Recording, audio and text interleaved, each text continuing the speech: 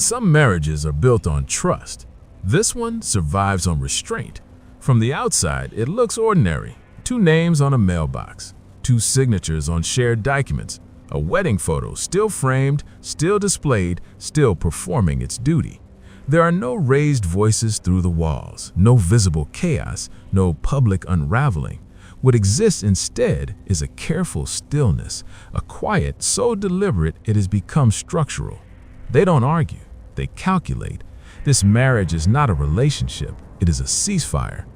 Every morning begins the same way. Shared space, separate thoughts. Each movement measured, each word weighed, not for honesty, but for consequence. Nothing is said without considering how it could be remembered later. Nothing is forgotten without deciding whether it should be preserved. They are not bound by affection, they are bound by what they know. Because in this marriage, truth is not power, it is a loaded weapon. Both of them carry it, neither of them dares to fire. Divorce, for most people, is imagined as an ending, a door closing, a release. But here, the word means something else entirely. Divorce is not freedom. Divorce is exposure. It is a process that demands records, timelines, verification, attention. It invites systems that do not care about intentions, only consistency. And consistency is exactly what neither of them can afford. So they stay.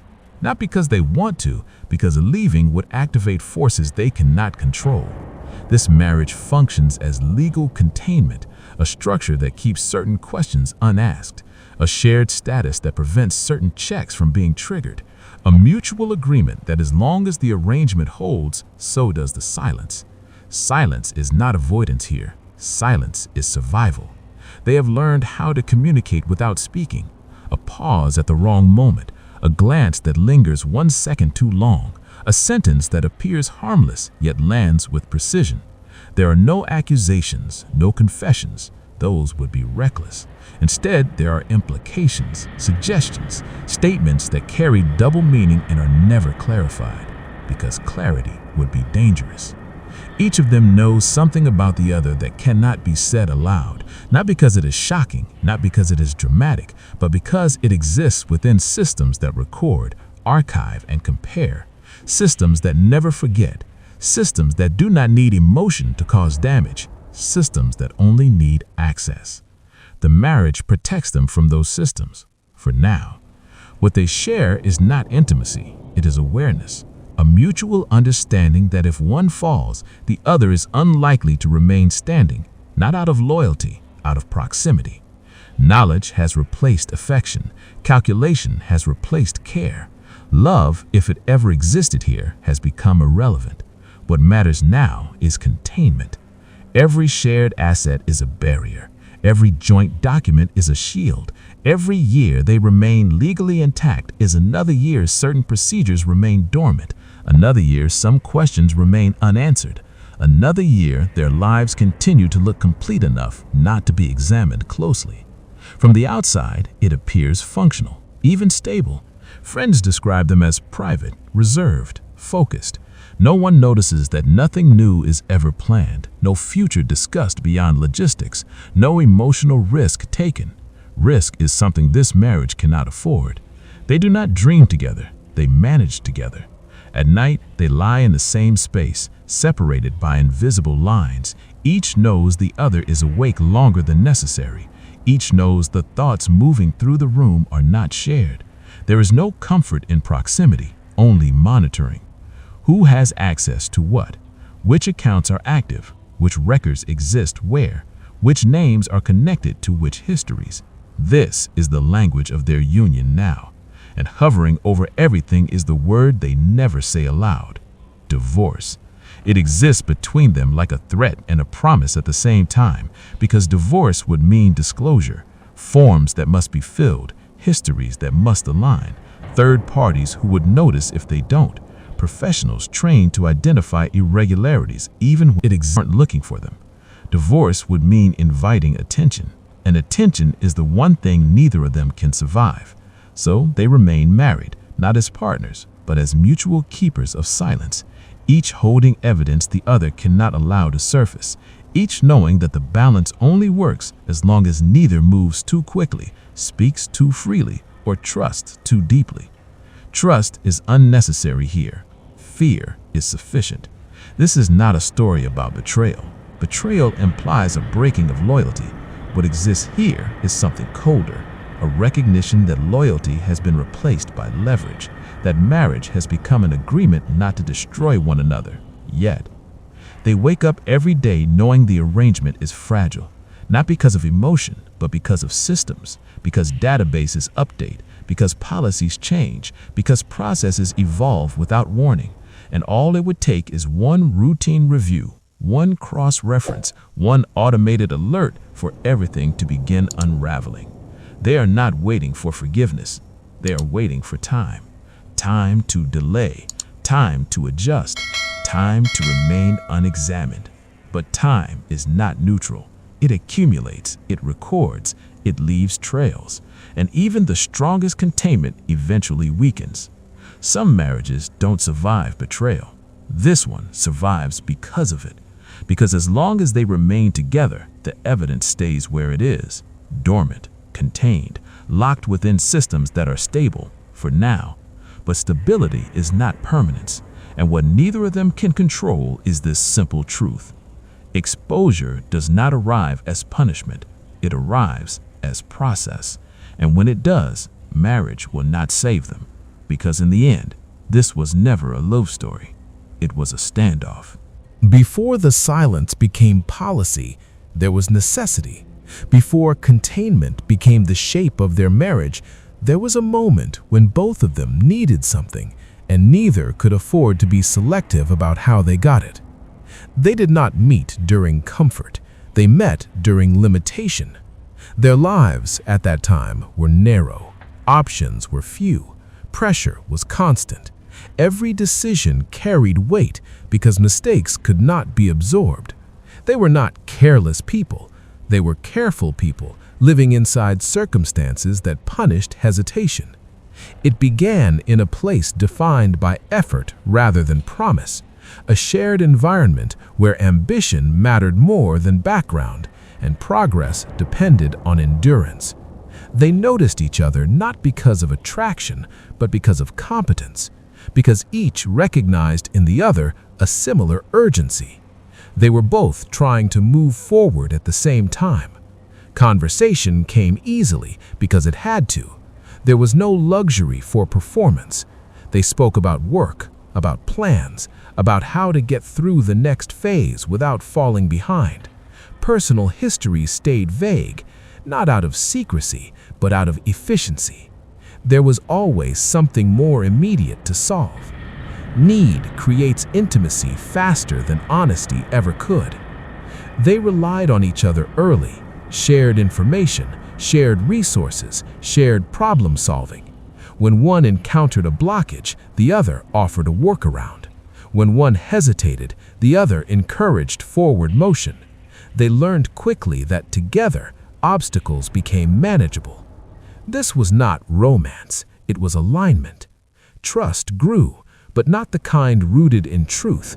It was trust based on consistency, on showing up, on delivering results, on not asking questions that slowed momentum.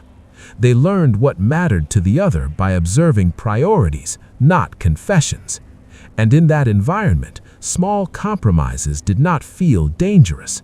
A shortcut here, an omission there, a document accepted without scrutiny, a detail postponed for later clarification. Each decision felt temporary, necessary, harmless in isolation. They told themselves they would clean things up once stability arrived, because stability was always just ahead. They believed success would soften the edges of the past, that once they reached a certain point, earlier choices would lose relevance, that progress itself would act as justification.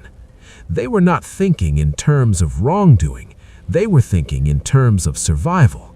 And survival at that stage demanded speed. The first shared compromise did not come with tension, it came with relief. A problem resolved, a door opened. The outcome was positive, so the method went unexamined. They did not celebrate it. They simply moved on, assuming the moment would never need to be revisited. That assumption became habit. Over time, their reliance deepened. They began to plan together, not just for work, but for life, housing, finances, future positioning. Marriage, when it entered the conversation, felt less like a leap and more like a logical consolidation. Together, they were more efficient. Marriage offered structure, legitimacy, a way to align timelines and responsibilities. It simplified certain processes, reduced friction, created a unified front in a world that rewarded cohesion. Love existed, but it was quiet, secondary, something assumed rather than examined. Affection did not drive the union, function did. They believed honesty could come later, that once everything was settled, once careers were secure and pressure eased, there would be time to explain details that had been skipped. They imagined a future moment where transparency would feel safe. They did not realize that postponing honesty does not preserve it, it transforms it. Because each small omission became harder to correct than the last, each unspoken detail accumulated weight, not because it was dramatic, but because it was now embedded within systems, within records, within official narratives that could not be casually revised. They sensed this dimly, but chose not to dwell on it. Dwelling slowed progress. Instead, they focused on momentum. They advanced, promotions came, recognition followed. Their life stabilized in visible ways. The urgency of their early years faded into something quieter, something that resembled success. And yet, the foundation of that success was uneven. They both knew it, not fully, not clearly, but enough to feel it. There were moments when questions almost surfaced, late at night, during conversations that drifted too close to the past, during moments of reflection when the distance between who they were and who they appeared to be felt noticeable. Those moments passed without confrontation. Silence became practice, because silence had always worked before. They did not lie to each other outright. They simply left certain things untouched, undefined.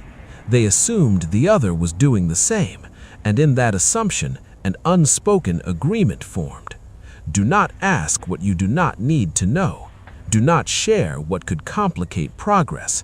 This was not deception as strategy. It was omission as maintenance. Marriage at this stage felt supportive. They functioned well. They appeared aligned.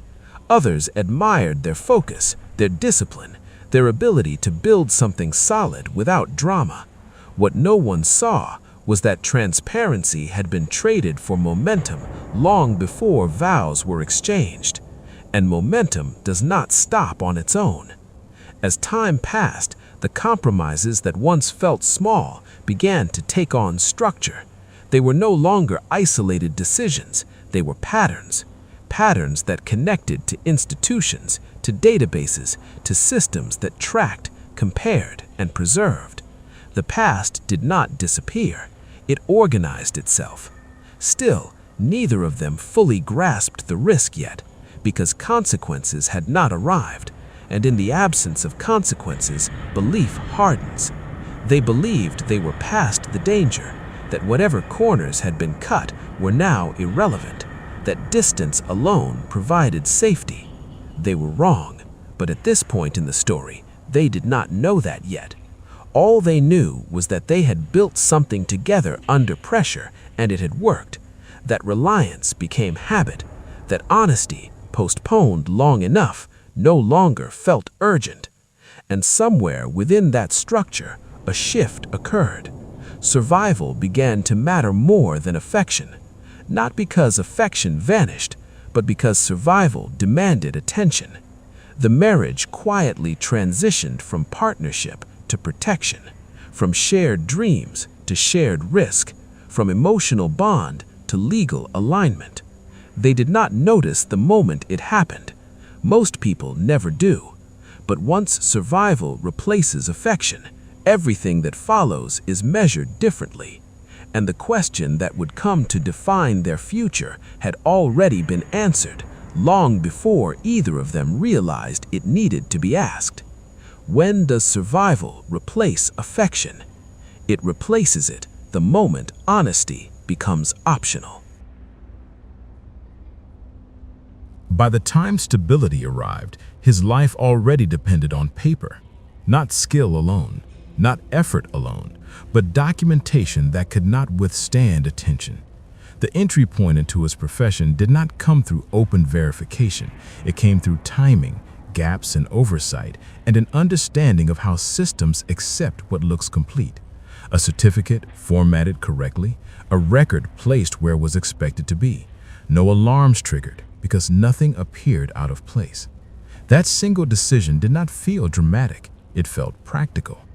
He told himself it was a correction, not a deception, that his ability justified the paperwork, that the role required competence, not origin stories. And once he was inside, once he proved himself, the document would become irrelevant. But systems do not forget origin stories. They simply postpone them. He worked harder than most, arrived earlier, left later, followed procedures with precision. He knew consistency reduced scrutiny, reliability created trust, and trust discouraged inspection. Every success reinforced the structure. Promotions came not because of the paper, but because of performance. Colleagues spoke of his discipline. Supervisors relied on his dependability. His reputation grew quietly, anchored in routine excellence. From the outside, his life looked solid. Inside, it required constant calculation. He memorized timelines, knew which documents were stored where, which departments cross-checked and which did not. He learned the rhythms of institutional oversight the way others learn traffic patterns, anticipating slowdowns, avoiding collisions. Routine verification became a source of constant awareness. Annual reviews, policy updates, audits announced in neutral language. Each notice carried the same underlying question: will this be the moment? He never showed it. Fear does not always express itself as panic. Sometimes it expresses itself as discipline. His workdays were structured to eliminate risk. No unnecessary conversations, no personal anecdotes that invited curiosity. He avoided any scenario where credentials became a topic rather than an assumption. He did not volunteer information. He did not invite questions. Respectability became his shield, not as an act, but as a habit. He dressed appropriately, spoke carefully, maintained boundaries. His life followed predictable patterns because predictability reduced inquiry. What no one saw was that his identity existed only as long as it remained unexamined. There was no backup plan, no secondary explanation that could withstand review. The certificate was not one document among many. It was the foundation. And foundations, when exposed, do not bend. They fail. At home, he did not discuss work in detail, not because he disliked sharing, but because detail increased risk. The fewer people who understood the structure, the fewer angles of exposure existed. His wife noticed this long before she understood it. At first, it appeared as professionalism, as discretion, as someone who compartmentalized work and personal life. She admired it. She assumed it was part of his discipline. But patterns repeat, and repetition draws attention. She noticed how conversations stopped short of specifics, how certain questions were answered with conclusions instead of processes, how references to training or certification remained general. It did not alarm her immediately because she too lived with omissions. But over time, small inconsistencies aligned, a timeline that did not quite fit, an opportunity he declined without clear reason, a form he handled personally instead of delegating. Nothing concrete, nothing provable, just enough to create awareness. He sensed her awareness before she spoke it, not because she confronted him, but because silence changes when knowledge enters it. Pauses lengthen, topics shift more carefully, observation replaces assumption. From that point forward, his life required even more control. At work, he doubled down on performance. At home, he maintained calm. He told himself that as long as no one asked directly, the system would continue functioning. And for a long time, it did. Because systems are designed to process volume, not suspicion. They prioritize efficiency. They accept what fits. Until something forces review. That possibility never left him. Every email requesting updated records, every mention of policy alignment, every introduction of new compliance software, each represented a potential endpoint. His fear was not of consequence, it was of erasure, of having everything reclassified in a single administrative moment, of becoming someone whose past would be rewritten by a checklist. Public respectability built on private absence. That is the quiet terror of illegitimacy. Not being caught doing something, but being undone by examination. An examination does not need intention. It arrives through routine, through process, through systems that do not care about motive or effort. They only care about alignment. His wife, by then, understood enough to remain silent, not out of loyalty, but out of recognition. She knew that this knowledge altered the shape of their marriage. It was no longer just shared history. It was shared exposure. She did not confront him because confrontation served no purpose. It would not change the paper. It would not protect either of them. Instead, the information settled into the space between them, altering how decisions were made. From that moment forward, marriage became containment. As long as they were aligned, the information stayed inert. It had no audience, no function. But alignment requires stability, and stability, once achieved through omission, becomes fragile. He lived with the understanding that one background check could undo everything, that one automated process applied without discretion could invalidate years of effort. His career, his reputation, his authority, none of it was real in the way systems define reality. It was conditional, and conditional identities demand constant maintenance. He was careful, he was disciplined, he was effective.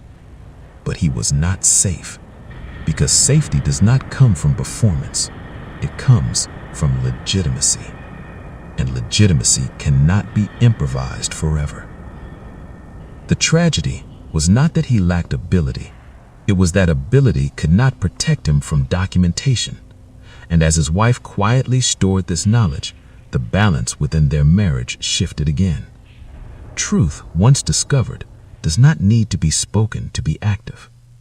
It simply waits. And in this marriage, waiting was the most dangerous state of all. If his life was held together by paper, hers was preserved inside it. She did not enter financial misconduct through impulse or desperation. It emerged gradually, through familiarity with systems that rewarded structure over intent. She learned early that institutions respond to format, not story, that numbers placed correctly travel farther than explanations ever could. Her involvement was not loud, it was layered. Accounts did not point directly to her. Transfers did not move in straight lines. Ownership did not sit where control actually existed. Each decision was separated by distance, legal distance, procedural distance, administrative distance. What she built was not chaos, it was order. Proxy identities handled surface interactions. Indirect mechanisms executed intent. Responsibility was distributed across processes that did not require her presence to function. And most importantly, records were created deliberately. Every transaction left a trace. Every movement generated documentation. Nothing was erased. This was not oversight, it was strategy. She understood something many people never do. Deletion attracts attention. Absence raises questions. Gaps trigger review. But presence, when structured correctly, fades into background noise. Institutions are designed to store information, not interpret it. So she let them store everything. Records lived inside systems that assumed legitimacy because they were complete. Dates aligned, formats matched expectations, approvals existed even if they were automated. Each piece reinforced the next, forming a network of documentation that looked stable because it was consistent. She did not keep records to remember, she kept them to survive. Because records are not just evidence, they are leverage. As long as the information remained intact, it could be managed, controlled, positioned. If questions arose, she could redirect them into procedures, into forms, into delays that absorbed scrutiny. Erasing the past would have removed her control over it, so she preserved it. Her approach was not driven by fear, it was driven by preparedness. She anticipated review long before it arrived. She assumed attention would come eventually because systems do not remain static. And when attention arrives, the prepared are not the ones erased. They are the ones who negotiate. At home, none of this was visible. Her life appeared organized, measured, predictable. She did not discuss finances casually, not because she was hiding, but because precision mattered. Words could not capture the complexity of what existed across institutions. Her husband sensed that she was careful, but not why.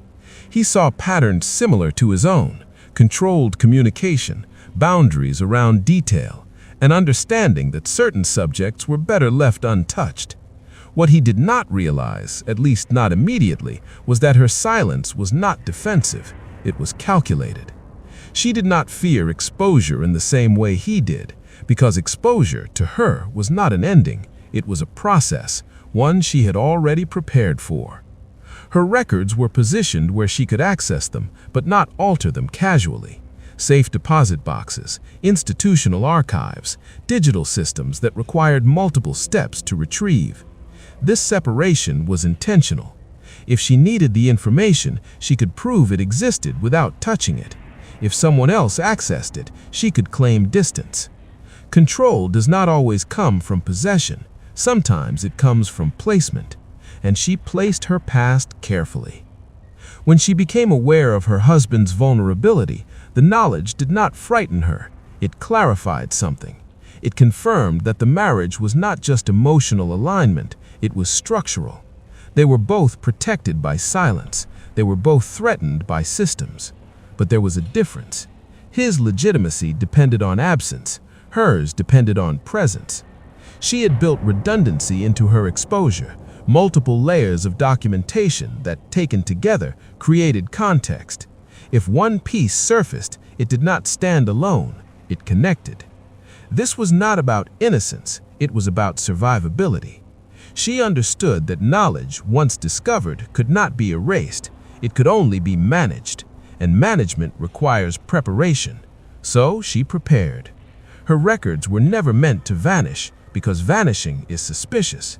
Instead, they were meant to remain dormant, available but inactive, stored but not highlighted. Dormant systems are powerful.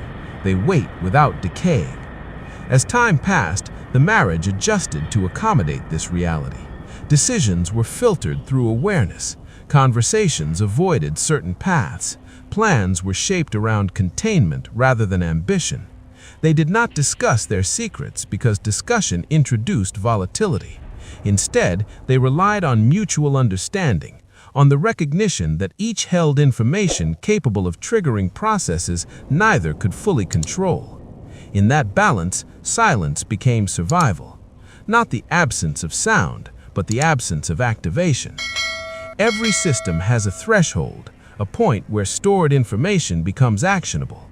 She had built her life around staying below that threshold. But thresholds shift, policies change, audits rotate, personnel move. Preparedness does not guarantee safety, it only delays consequence. And delay in systems is never permanent. Her strength lay in understanding this earlier than most, in accepting that exposure was inevitable but not necessarily fatal, that outcomes depend not on morality but on structure. She did not expect forgiveness, she expected procedure. That expectation shaped everything she did. As the marriage moved forward, The knowledge between them grew heavier, not because it expanded, but because it settled. Like weight distributed across beams, it altered the shape of the structure without announcing itself. They were no longer simply partners, they were mutual containment, each aware that the other's stability depended on restraint, each knowing that truth, once released, would not empower either of them. It would activate systems, and systems do not choose sides. They enforce alignment. Her records waited. His documentation remained unexamined, for now, because inevitability does not rush, it accumulates. And in this marriage, accumulation was the most dangerous force of all. There is a moment in some relationships when discovery does not arrive as shock, it arrives as confirmation. For them, that moment did not come with raised voices, accusations, or demands for explanation.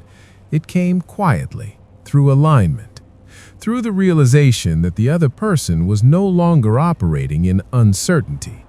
They both knew, not everything, not details, but enough, and enough is always sufficient. Awareness did not announce itself, it revealed itself through restraint, through changes so subtle they would have gone unnoticed by anyone else, a sentence left unfinished, a question redirected, a pause where reassurance should have been. Silence, once habitual, became deliberate. The first confirmation came through a remark that sounded casual, almost careless, a reference to paperwork, to records, to how easily systems remember what people assume they have forgotten. Nothing accusatory, nothing direct, but it landed. Because meaning does not require volume, it requires context. He responded with something equally neutral, a comment about professional oversight, about how institutions trust what looks complete, about how long certain things remain unquestioned. They did not look at each other. They did not need to. From that point on, conversation changed shape, not in content, but in rhythm. Words were weighed, topics navigated with care. Each understood that certain subjects were now active zones. The marriage did not fracture, it sealed. Boundaries formed without discussion, invisible lines drawn through mutual understanding. They learned where to stop speaking, not because of fear, but because of consequence. Affection did not disappear immediately. It faded quietly, replaced by attentiveness, by awareness of impact, by an unspoken agreement to maintain equilibrium. Love, when present, encourages openness. Containment requires the opposite. They adjusted quickly. Meals continued, schedules aligned, public appearances remained composed. From the outside, nothing changed. From the inside, everything had. Every interaction now carried dual meaning. A compliment could be reassurance or warning. A suggestion could be support or pressure. They listened not for emotion, but for implication. Silence became confirmation. When one stopped asking certain questions, the other understood it was because answers were no longer required. When topics were avoided, it signaled recognition, not ignorance. They never said it out loud. They did not need to, because speaking it would have changed the balance. It would have transformed understanding into threat, and threat demands response. Containment demands restraint, so they restrained themselves. Marriage at this stage was no longer about shared future, it was about shared risk. Each decision was evaluated not for happiness, but for stability. They did not argue because arguments attract attention. They did not demand honesty because honesty activates systems. Instead, they calculated.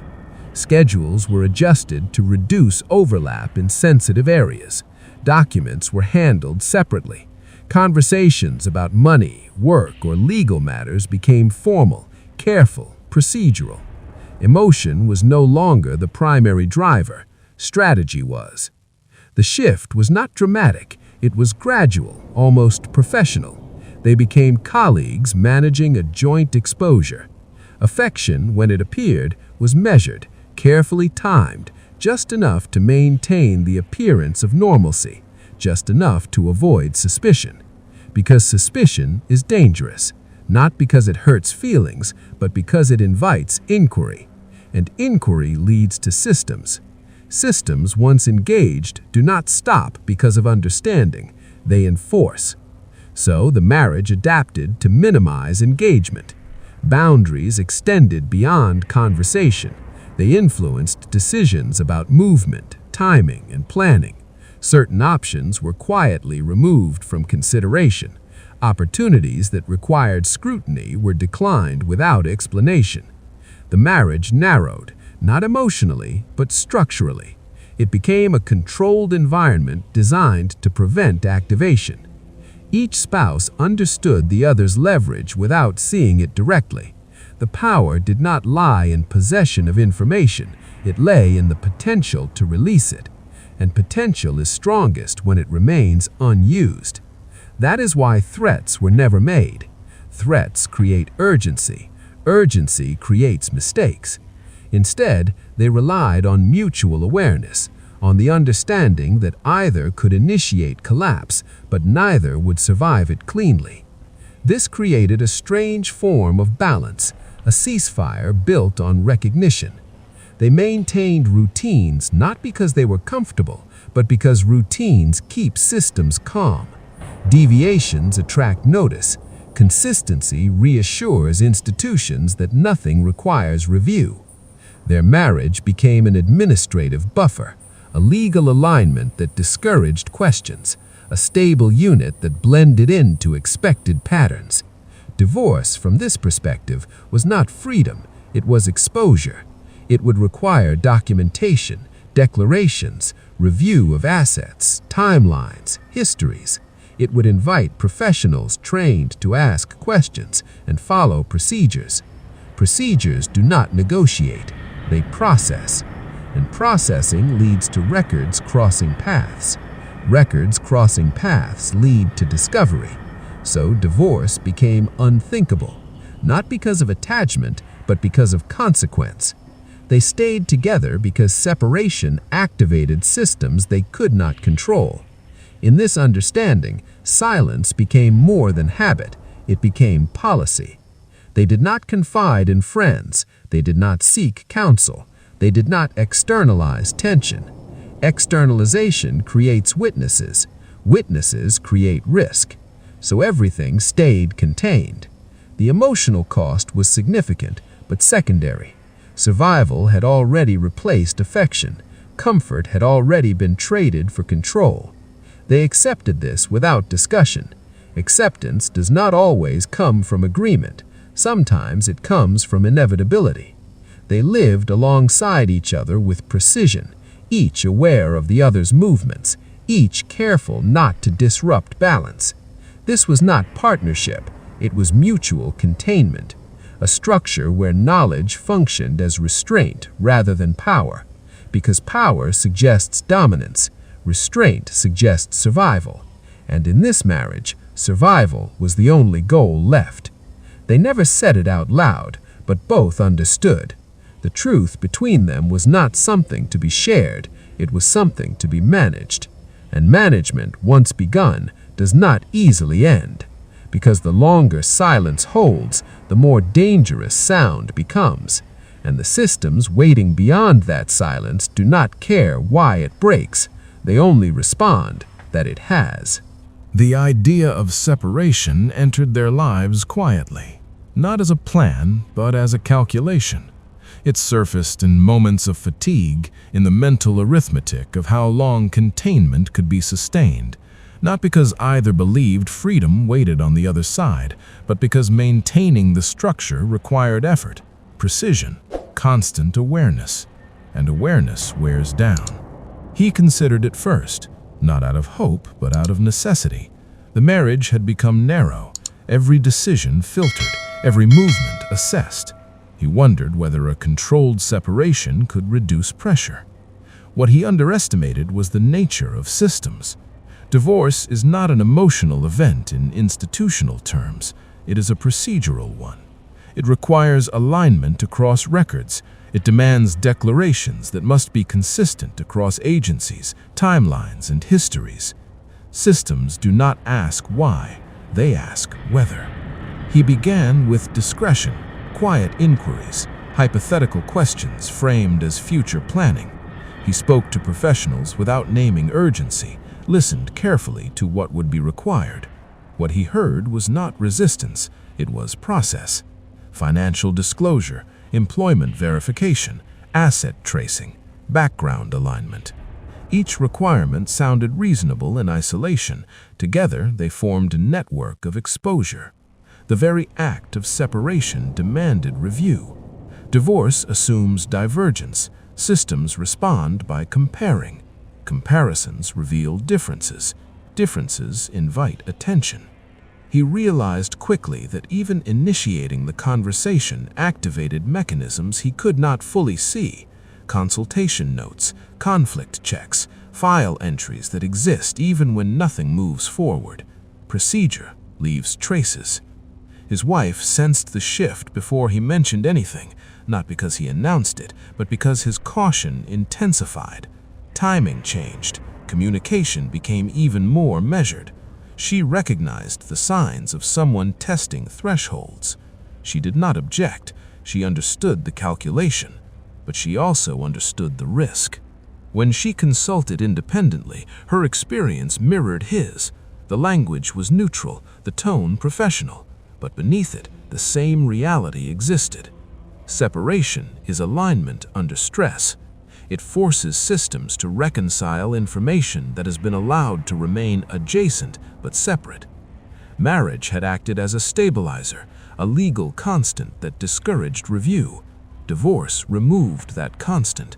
Lawyers asked routine questions: dates, employment history, financial flow, documentation supporting identity and ownership. None of the questions were accusatory, none implied suspicion. That was the danger. Suspicion can be managed, routine cannot. Routine assumes compliance. It moves forward regardless of discomfort. They realized that cooperation itself carried risk. The more transparent they appeared, the more data entered circulation. The more data circulated, the greater the chance of intersection. Records that had never needed to meet were suddenly expected to align. Alignment is unforgiving. They attempted to slow the process without halting it. Delays framed as scheduling conflicts, requests for time to organize documents, temporary pauses justified as thoughtful consideration. But even pauses generate records. Nothing disappears. The systems involved did not care about intent. They responded to triggers. A request filed, a consultation logged, a process initiated. Each step, however tentative, tightened the structure. They were no longer simply managing their own silence, they were managing institutional momentum. Divorce triggers verification not because of doubt, but because of design. It reallocates assets, redefines responsibility, requires confirmation that what existed together can exist apart. That confirmation is invasive. It does not assume wrongdoing, it assumes difference, and difference demands explanation. They began to understand that the marriage itself was not the problem, it was the solution. It had been functioning as a containment system, a legal alignment that reduced inquiry by presenting consistency, by discouraging review through stability. Separation removed that shield. Procedure became the threat, not because it was hostile, but because it was thorough. They attempted alternatives: informal separation, physical distance without legal change, agreements made privately to reduce friction. But even these adjustments carried risk. Address changes, financial patterns shifting, behavioral markers that could draw attention. Systems are sensitive to change. Change is a signal, and signals are processed. They learned that systems do not need suspicion to cause damage, they only need misalignment. Misalignment creates flags. Flags invite review. Review expands scope. This understanding created paralysis. They could not move forward. They could not move back. The marriage, already a container, became immobile. They remained together not because of affection, but because separation required exposure neither could survive intact. The realization was not dramatic, it was administrative, and that made it more frightening. Because administrative processes do not pause for emotion, they do not consider context, they apply rules consistently without awareness of consequence. They enforce alignment. And alignment, once enforced, leaves little room for adjustment. They stopped discussing divorce altogether, not because the idea had lost relevance, but because it had become too dangerous to touch. The topic itself felt activating. They maintained the appearance of consideration, but took no further steps.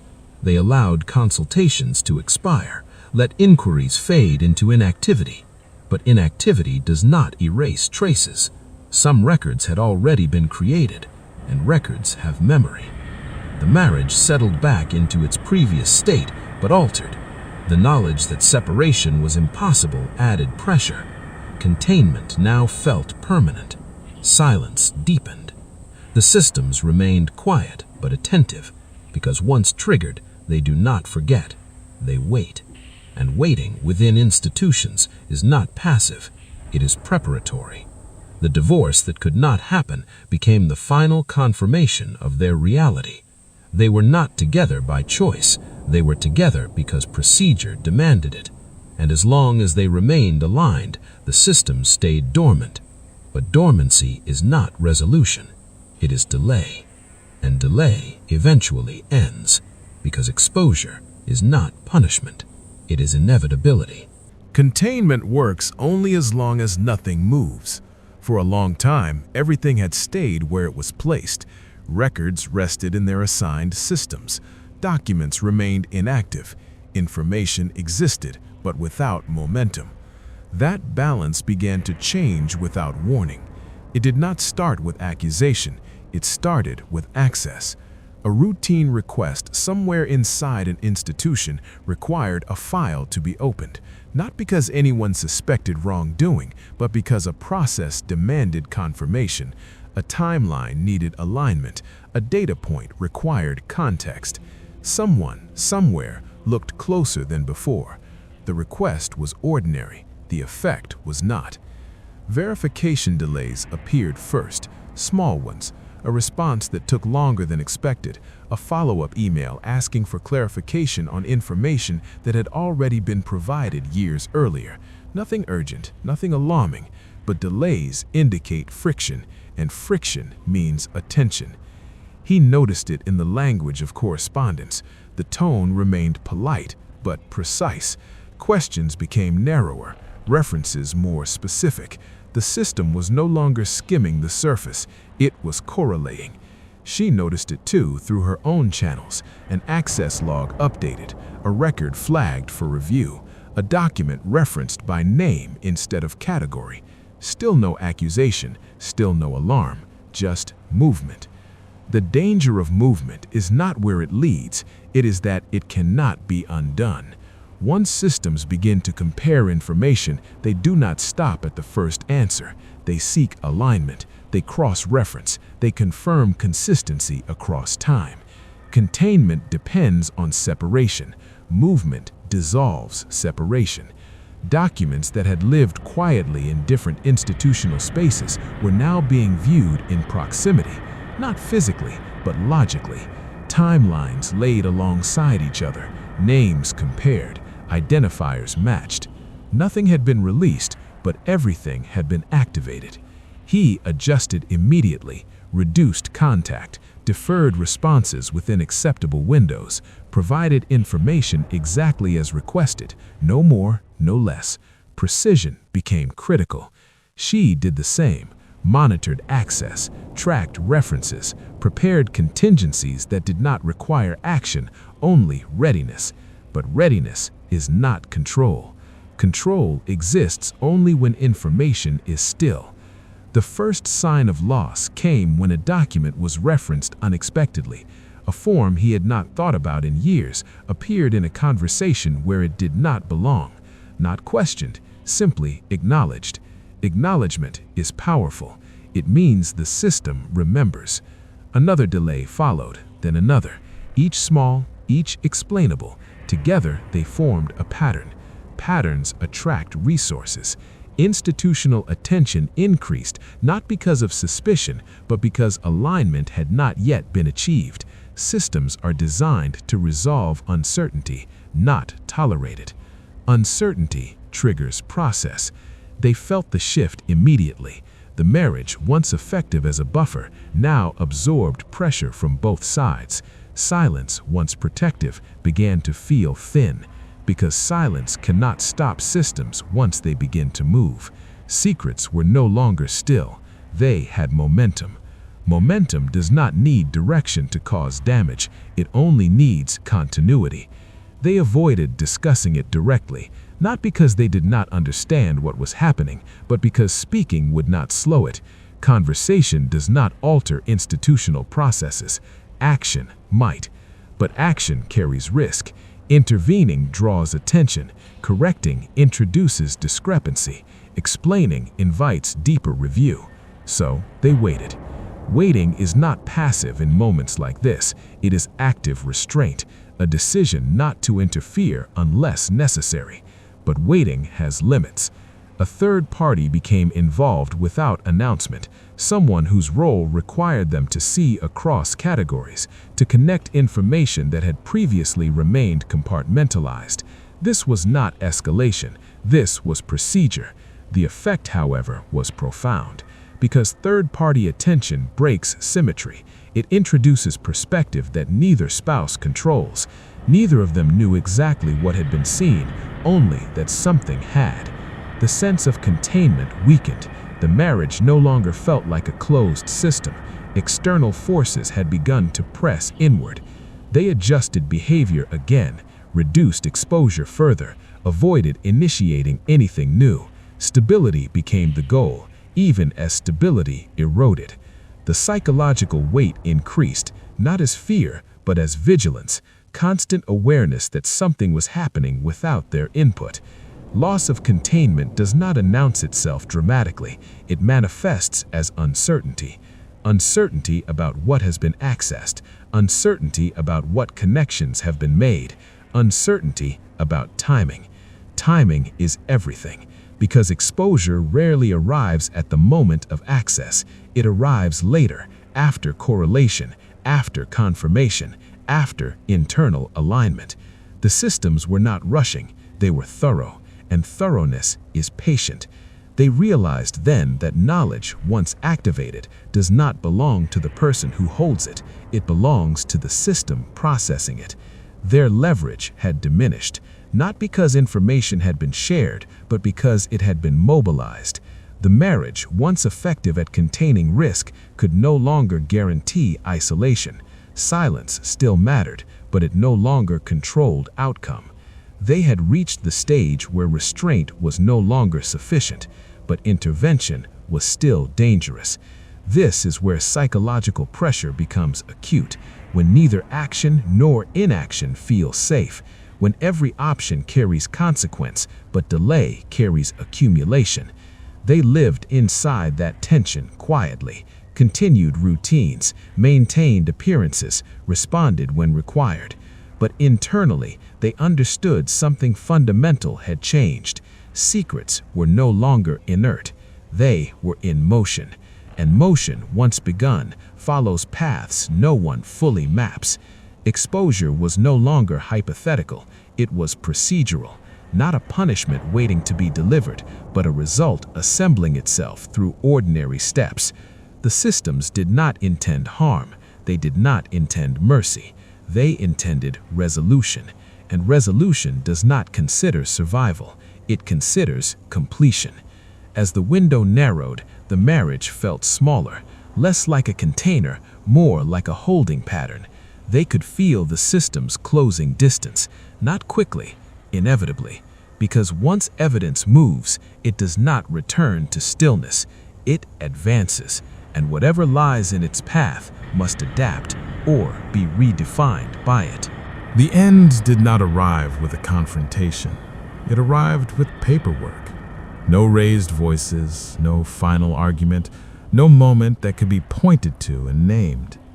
The marriage collapsed the way systems resolve uncertainty, quietly, methodically, without emotion.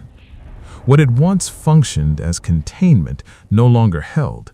The structure that protected them through alignment began to dissolve, not because either chose to dismantle it, but because the systems surrounding them no longer required it. Protection does not disappear all at once. It thins. One process completes, another follows. Records settle into new categories. The marriage, once a stabilizing constant, became irrelevant to the procedures now in motion. It had served its purpose for as long as it could. When alignment failed to resolve inconsistencies, the systems moved forward without it. There was no dramatic exposure, no public announcement, no single event that could be described as downfall. Only procedure. A verification finalized, a review concluded, an administrative decision implemented. Each step justified, each step routine. Together, they redefined everything. Careers did not end suddenly. They eroded. Responsibilities shifted. Authority narrowed. Opportunities quietly disappeared. Invitations stopped arriving. Projects were reassigned. Titles lost influence. Reputation does not collapse loudly. It fades. Stability followed the same path. Financial certainty softened at the edges. Long-term plans were revised. Assumptions reconsidered. The future became shorter, measured in contingencies instead of projections. Nothing catastrophic occurred. Nothing needed to. Because exposure is not about spectacle. It is about reclassification. What they had been was no longer what the systems recognized, and systems do not argue with recognition. Leverage, once carefully maintained, became liability. The information that had enforced silence now enforced consequence, not through intention, but through presence. Evidence does not threaten, it accumulates. Silence, once effective, lost its function, not because it was broken, but because it was no longer relevant. The systems had enough material to proceed without cooperation. Silence could not undo correlation. The marriage, stripped of purpose, ended without ceremony. There was no final agreement that mattered, no resolution that restored balance. Separation occurred as a formality after relevance had already dissolved. They did not fight. There was nothing left to fight over.